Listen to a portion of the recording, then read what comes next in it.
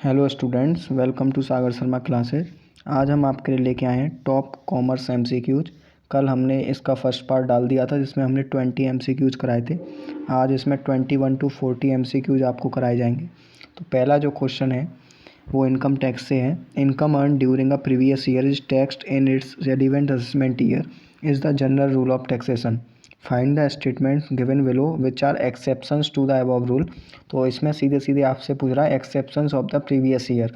तो इसमें आपको बताना है। तो पहला जो आपका है shipping business income of non resident, वो आपका सेम प्रीवियस ईयर में ही टैक्स लगता है उस पर। और persons living India without intention of not returning, तो वो भी आपका सेम प्रीवियस ईयर में टैक्सेशन होता है। और जो आपका income from a discontinued business है, ये भी आपका हमारा सेम प्रीवियस ईयर में टैक्सेशन लगता है। तो यहाँ राइट आंसर आपका डी आपको बन जाएगा, first second and fifth option. बाकी के थर्ड एंड फोर्थ आपके सेम ईयर में टैक्सेबल नहीं है, तो इस वजह से ये इस यहाँ पर ऑप्शन भी अवेलेबल नहीं है, तो उसके अकॉर्डिंग ये आपको सेलेक्ट करना है। नेक्स्ट क्वेश्चन हमारा 22, the standard deduction in case of a let out house property. तो आपको पता है 30% of net annual value NAV की डिडक्शन लगती है, तो राइट आंसर आपका बी हो जाएगा। How much is the agriculture income of mister Ram if the sale proceeds of manufacture tea products were 18 lakh and expenses incurred for manufacturing rupees 10 lakh. तो 18 में से 10 लाख गया तो 8 लाख आपकी एग्रीकल्चर इनकम आ जाएगी, जिसमें से आपका पता है कि टी के केसेज में 60% आपकी एग्रीकल्चर होती है, 40% नॉन एग्रीकल्चर हो जाएगी। तो 8 लाख का 60% आप निकालोगे तो 4,80,000, 23 का डी आपका राइट आंसर हो जाएगा। Question number 24, rate of TDS for the income by way of winning from any horse race. तो ये आपको बताना है। तो इसमें आपका जो हॉर्स रेस पे लगता है वो फ्लैट 30% TDS काटा जाता है। तो राइट आंसर आपका 24 का बी हो जाएगा। विच one of the following is a fully exempted allowance. Fully exempted allowance इनमें से allowance is a member of UPSC, जो भी यूनियन पब्लिक सर्विस कमीशन का आपका मेंबर है उसको अलाउंस मिलेगा, वो फुली एग्जेम्प्टेड होगा आपका। इसको हम थोड़ा जूम कर देते हैं आपके लिए। 26, mister Vaidehi is not ordinary resident earns the following incomes, choose the incomes which are taxable. आपको बताना है कौन कौन सी इनकम आपकी टैक्सेबल होंगी। तो फर्स्ट जो उन्होंने USA में अर्न की है लेकिन इनको इंडिया में रिसीव हुई है, और आपका जो सेकंड वाली इनकम है जो इंडिया में उन्होंने अर्न की है और USA में रिसीव हुई है, दोनों इसमें आएंगी। और एक और इनकम आपकी आएगी जो उन्होंने इंडिया में अर्न की है क्योंकि वो नॉन ऑर्डिनरी रेसिडेंट हैं। थर्ड और फिफ्थ इनकम यहाँ पे आपकी नहीं आएगी, तो राइट आंसर आपका बन जाएगा first second and fourth. Next question, arranging the economic affairs in such a way to reduce negate the tax burden taking the loopholes. यहाँ की वर्ड है taking the loopholes in the statutes is known है, ये होता है tax avoidance.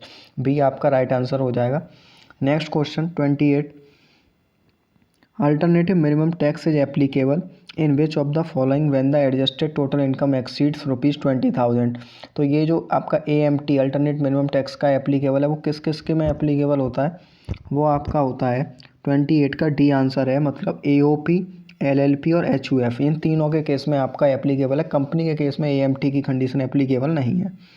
29, which one of the following is not a factor influencing the make or buy decision under tax planning. तो जो right answer आपका हो जाएगा, जो इसमें से कोई फैक्टर नहीं है, control over the unit of manufacturing.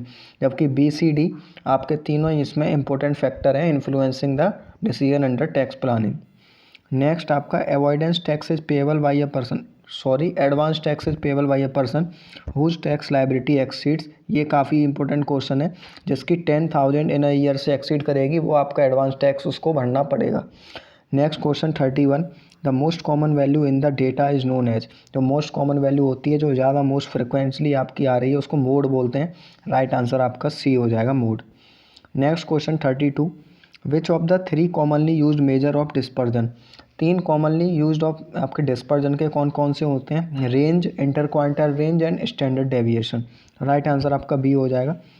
The Pearson's coefficient of correlation can be computed for. तो जो पियर्सन कोफिशिएंट ऑफ कोरिलेशन होता है वो केवल आपको लीनियर रिलेशनशिप ओनली में आपका यूज किया जा सकता है। 34 question, in a normal distribution the mean is. Mean आपका इक्वल होता है मोड एंड मीडियन के इन case of normal distribution. Question number 35, A is a definite plan for obtaining a sample of a given. तो sample of a given, इसमें आप देख सकते हो ये sample design is a definite plan for obtaining a sample of a given population. Right answer आपका सी हो जाएगा। नेक्स्ट क्वेश्चन, क्वेश्चन नंबर 36, ये थोड़ा बिलर क्वेश्चन है लेकिन मैं आपको पढ़ के बता देता हूँ। विच of the following statement is true. 4 statement लिखे हुए हैं, आपको बताना है कौन सा स्टेटमेंट ट्रू है इसमें से। राइट आंसर इसका बी होने वाला है, first third and fourth. First third and fourth. First statement कह रहा है an alternative hypothesis is a logical opposite of the null hypothesis, बिल्कुल सही स्टेटमेंट है। Schedule is the proforma containing a set of questions being filled in by the numerators, ये भी ठीक है। Sampling frame refers to a list containing all sampling unit, ये भी ठीक है। तो फर्स्ट थर्ड एंड फोर्थ आपके राइट स्टेटमेंट हो जाएंगे। मैच द फॉलोइंग, ये मैच द फॉलोइंग का क्वेश्चन है, इसको हम थोड़ा आप छोटा कर देते हैं, क्लियर आपको देखे। सिंपल रैंडम सैम्पलिंग, ये क्वेश्चन नंबर 37 है, इसका आपका जो राइट आंसर है बी है। अब आप मैच कर लीजिए। Simple random sampling selecting the units through lottery. Stratified sampling आपका 4 से मैच हो जाएगा। तो dividing the population into a number of non overlapping sub populations. Multi stage sampling आपका फर्स्ट से हो जाएगा। When national level studies are conducted. Cluster sampling आपका हो जाएगा जब हम पॉपुलेशन को ग्रुप कर देते हैं, देन सेलेक्टिंग द ग्रुप। तो ये आपका राइट आंसर बी बन जाएगा इस केस में। Question number 37, in which of the following non random sampling technique researcher ask the respondent to identify other potential respondents.